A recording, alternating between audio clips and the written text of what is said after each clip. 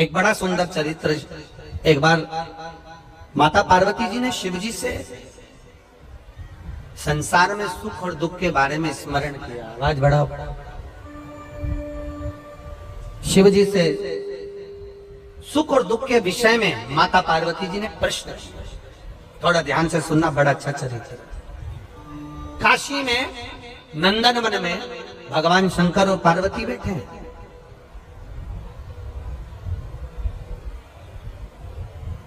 और नंदन वन में जब माता पार्वती और शिव जी बैठे थे तो पार्वती जी ने शिव जी से प्रश्न करा कि जीवन में सुख और दुख कितने विचित्र हैं, ये क्यों आते हैं?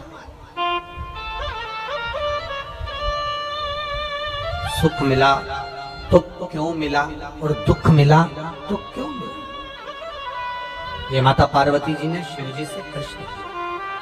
शंकर भगवान ने बड़े भाव से इस सुख दुख के चरित्र का वर्णन किया।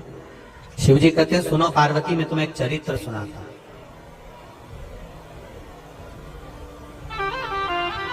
नंदनवन काशी में बैठे हैं।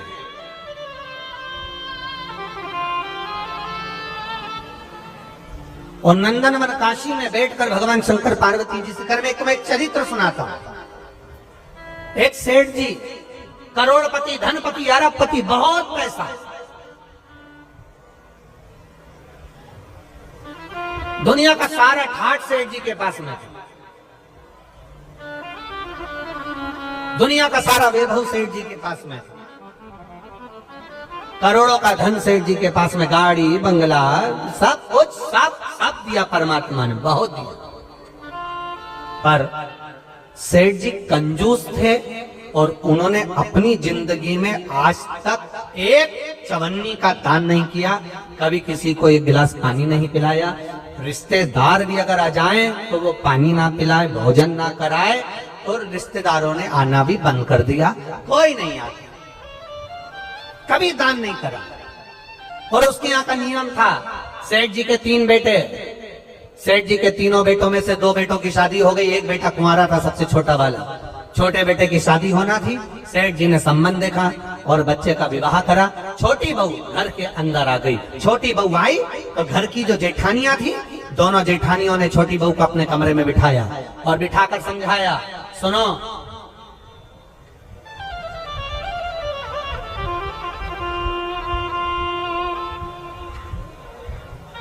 तो पहले ऐसा नियम था, अब आजकल ऐसा नियम तो नहीं है, पर पहले ऐसा नियम था कि लड़के की शादी होती थी और बहू को लेकर आता था ना, तो अपने खुद के घर में बहू को लेकर बाद में आता था।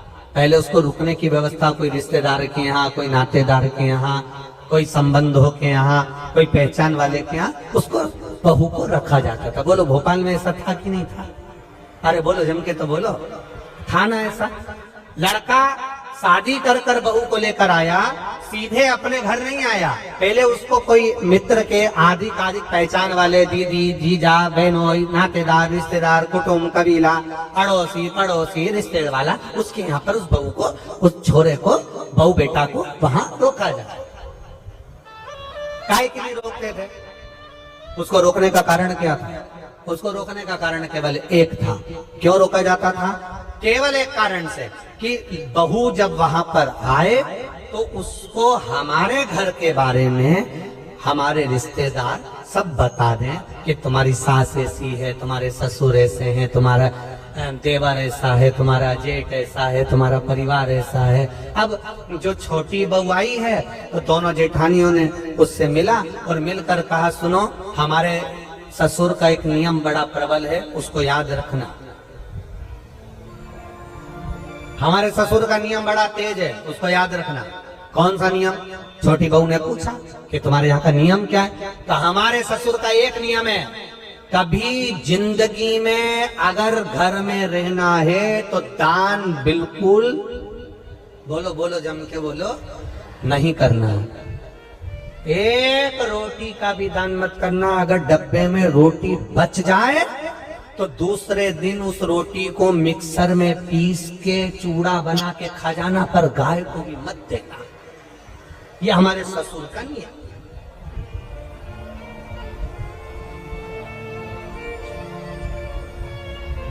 मेरा विश्वास कहता है अपने भोपाल की तो ऐसी बहू नहीं होगी और ना ऐसा कोई रिश्तेदार होगा कि रोटी गाय को भी ना दी जाए, कुत्ते को भी ना दी जाए और पक्षी को भी ना दी जाए। एक विश्वास कहता है मेरा, भरोसा कहता है मेरा, और हमारा भरोसा ये कहता है कि सनातन धर्म में ऐसा कोई व्यक्ति नहीं जो गौ माता को एक रोटी ना देता हो, सब देते हैं। सनातन धर्म में ऐसा कोई, हम दूसरे की कोई बात नहीं कर रहे, हमें अपने घर से मतलब है, हमें अपने घर से। कई लोग आपको मिलेंगे, कई लोग आपको कहने आएंगे, वो दूसरे की बात करेंगे कि उन्होंने ऐसा कर दिया, उन्होंने वैसा कर दिया। हमें दूसरे धर्म से कोई मतलब, हम अपना घर देखें ना पहले। आज के समय में लोग अपना घर देख नहीं रहे, अपना सनातन धर्म देख नहीं रहे और दूसरे धर्म से मतलब रखे तो क्या मतलब है? हमें अपने से मतलब, अपना घर हम देखें, अपना परिवार हम देखें। कहा हमारे यहाँ का नियम है, एक रोटी भी गाय को ना जाए, एक रोटी भी कुत्ते को ना जाए, जरा सा भी दान नहीं करोगे। छोटी बहू से कहा नियम याद रखना। छोटी बहू ने मन में सोचा मेरे पिताजी तो हमेशा कहते थे कि दान करो, धर्म करो, साथ जाएगा। दान करोगे साथ जाएगा, रोटी खिलाओगे साथ जाएगा, किसी को पानी पिलाओगे साथ जाएगा। ये बाकी का तो सब यही छूट जाएगा। बाकी का जो तुमने दान धर्म पुण्य करा, कथा सुनी, स्मरण करा, कीर्तन करा, मंत्र जाप करा, दान दिया, यही तो साथ जाएगा। अब इस छोटी बहू के पिताजी ने ये समझाया था और ससुर जी कह रहे कि एक अन्न का दान नहीं होना चाहिए, 1 रुपया दान नहीं होना चाहिए। बड़ी बड़ी ठीक है। जाई विधि राखे राम, वो जम के बोला करो जरा, ताई विधि राई। हम तुमसे बार बार इसलिए बुलवाते हैं कि तुम्हारे पास में कोई बैठी हो और वो कर रही हो तो तुम उसके पास में बैठकर कम से कम बोल तो दो। जैसे ही बोलोगी वो भी जाग जाएगी, थोड़ी बहुत तो उठेगी। अब छोटी बहू ने कहा ठीक है, जाई विधि राखे राम, ताई विधि, और सीताराम सीताराम सीताराम चालू। बहू रहने लगी। 4 महीने बीते। बहू छज्जे में कपड़े सुखा रही थी, गैलरी में कपड़े सुखा। नीचे एक भिखारी आ गया, उसने आवाज लगाई, 3 जन्म से कुछ नहीं खाया है, भूखा हूं, भोजन दे दो। क्या बोला वो? कितने जन्म से? 3 जन्म से कुछ नहीं खाया है, भूखा हूं, भोजन दे दो। बहू कपड़े सुखा रही थी, उसकी आंख में आंसू भर गए। हमारा नियम है, हमारे ससुर का नियम है, दान नहीं कर सकते। अब बोलूं तो बोलूं क्या इसमें? छोटी बहू अपने पिता के संस्कारों को छोड़ ना पाई और ऊपर कपड़े फटकते फटकते, कपड़े को जब पानी से निचोड़ते हैं, निचोड़ कर सूखने डालते हैं, एक बार फटक देते हैं। फटकने का मतलब ये होता है कि पानी झड़ जाए इससे मतलब नहीं होता। फटकने का मतलब ये होता है उसमें जो सल है वो अच्छे हो। फटका, और फटकते समय तार पर गैलरी में कपड़ा डालती डालती बोली,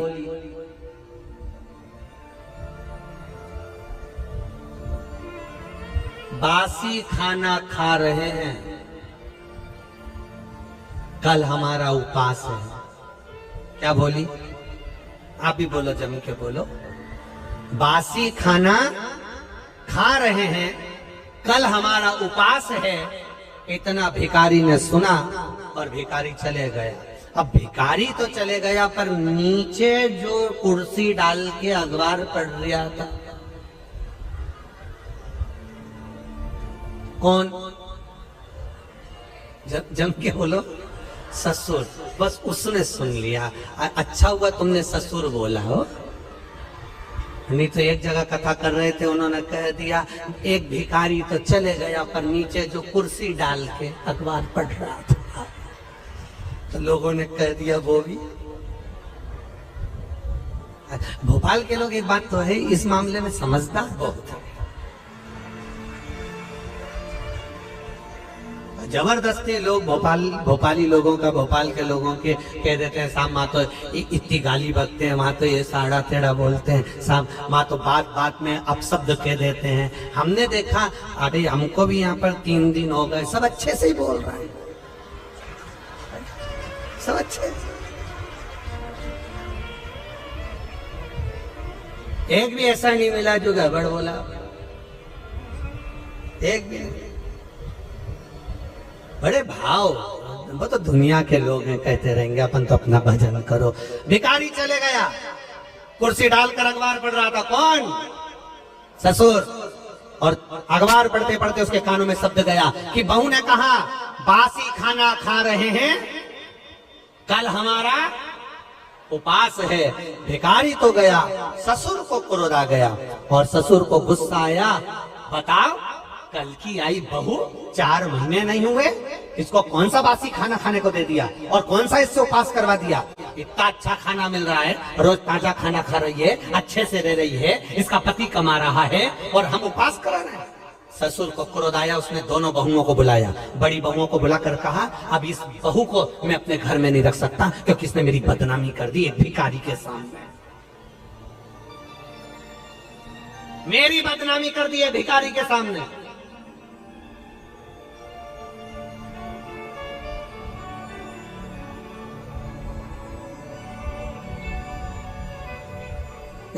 होता है, एक सास भी ऐसी थी, एक कथा में आता है, एक सास ऐसी थी, वो कभी दान नहीं करती, एक चीज नहीं, कुछ नहीं दान करे। और पड़ोसी के यहाँ बैठी थी और उसकी बहू बड़ी धर्मात्मा थी, वो पड़ोसन के यहाँ बैठी थी। भिखारी आया, भिक्षा मांगते मांगते इसके घर गया, बहू से कहा भिक्षाम देही। बहू ने तुरंत उठाकर एक कटोरी आटा भरकर उसको दे दिया। अब ये भिक्षा मांगते मांगते पड़ोसन क्या गया, ये भी वहीं होटले पे बैठी थी सास भी। इतने में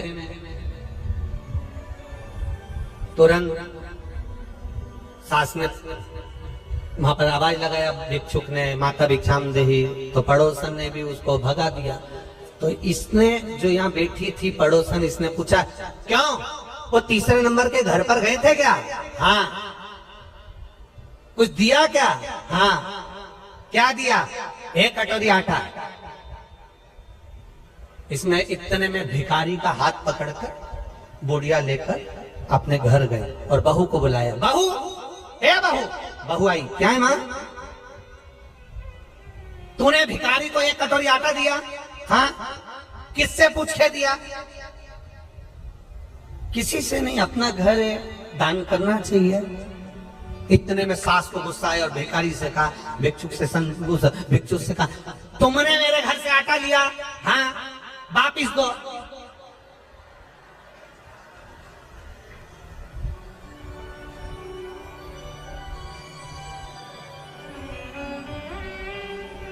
भिखारी ने कटोरा भर के आटा निकाला, दे दिया, जाओ, इस घर में मेरी चलती है, मैं बोलूंगी तो बहू आटा देगी और मैं बोलूंगी तो नहीं देगी, जाओ। मैं जब तुमसे बोलूंगी तुम आओ, तुम आना, फिर मैं आटा। अब भिखारी ने फिर बोला, माता भिक्षाम देही। सास ने कहा, कटोरी भर के आटा दो। बाहर खड़े भिखारी ने सास से पूछा, तुम ऐसा क्यों करी? सास ने कहा, आज से ही नई नवेली बहू की घर में चलने लगेगी तो मेरी कभी नहीं चलेगी, इसलिए मेरी चलना चाहिए, इसलिए मैंने ऐसा मेरी चलना चाहिए। अब ससुर जी बैठे थे, ससुर ने बहुओं को बुलाया, इसने तुम्हारी इज्जत खराब कर दी। ये कह रही है कि बासी खाना खा रहे हैं और कल हमारा उपवास है। बताओ कौन सा बासी खाना खिलाया इसको? कल की आई हमें बदनाम कर रही है। अब तुरंत ससुर ने पत्र लिखा और समधी जी को भेजा, आप अपनी लड़की को लेकर चले जाओ क्योंकि ये हमें बदनाम कर रही है, ऐसी लड़की हमें नहीं रखना, हम इसको ताजा खाना खिलाते हैं, ये बासी खाना खाने की बात करती है। एक भिखारी को इसने ऐसा ऐसा बोला है और समधी के पास पत्र गया। समधी की आंख में आंसू भर गए, मेरी बेटी को 4 महीने हुए हैं शादी को, कैसे लेकर आ जाऊं? और मेरी बेटी ऐसी है ही नहीं, मैंने उसको संस्कार दिए हैं, वो कभी गलत कर ही नहीं सकती, ये मेरा विश्वास कहता है, ये मेरा भरोसा करता है। मैं कैसे कह दूं कि मेरी बेटी ने कुछ गलत कहा होगा, कि मैं भूखी मर रही हूँ या मेरा उपवास कर रही हूँ या हम बासी खा रहे हैं? ये मेरी बेटी बोल नहीं सकती, भले बासा खा लेगी पर बोल नहीं सकती। आखिर हुआ क्या है? ससुर ने, समधी ने पंचायत बिठाई और पंचायत में बैठे हुए लोगों से कहा क्या मेरी बेटी ऐसी है? नहीं, तुम्हारी बेटी तो संस्कारवान है, ऐसा बोल ही नहीं सकती। बुलाओ समधी को। और बुलाया सेठ जी को। बोलो सेठ जी क्या बात है? सेठ जी ने कहा ये खड़ी लड़की, ये खड़ी मेरी छोटी बहू, इसने भिखारी से कहा हम बासी खाना खा रहे हैं और कल हमारा उपवास है। पूछो नहीं बोला क्या इसने? रोज ताजा खाती है, चाय बनाकर पीती है, दूध पीती है, गरम गरम भोजन करती है, फिर इसने कैसे कह दिया कि बासी खाना खा रहे हैं और कल हमारा उपवास है? इतने में पंचायत ने बेटी से पूछा, बेटी बता कि बासी खाना खा रहे हैं, कल हमारा उपवास है, तूने भिखारी से ऐसा क्यों कह दिया? बेटी कहती है मेरे पापा कहते थे ये जो मकान दिख रहा है, जो ये दुकान दिख रही है, जो ये गाड़ी दिख रही है, ये हमने पूर्व में करा होगा, बासी है, पुराना करा था तो आज मिल गया और अगर आज नहीं करेंगे तो कल भूखे मरना पड़ेगा, इसलिए उपवास करना पड़ेगा। ये बासी है, 50 लाख की गाड़ी में घूम रहे हो, समझ लेना पूर्व का हमारा पुण्य है। अच्छा भोजन कर रहे हो, समझ लेना पूर्व का हमारा पुण्य है। खूब धन है तुम्हारे पास में, समझ लेना पूर्व का हमारा पुण्य है। आज अपना राशि ठाठ है, ये पूर्व का पुण्य है। हमने पूर्व में कुछ अच्छा करा होगा, बासी खाना खा रहे हैं, पूर्व का करा था, आज हमें सुख मिल रहा है। और अगर आज हम दोनों हाथों से नहीं करेंगे तो कल 3 बत्ती चौराहे पर कटोरा लेकर भीख मांगते हुए भूखे मिलेंगे। पूर्व का कर्म है हमारा। आपको लोग सलाम ठोक रहे हैं, आपको लोग नमन कर रहे हैं, आपको लोग प्रणाम कर रहे हैं।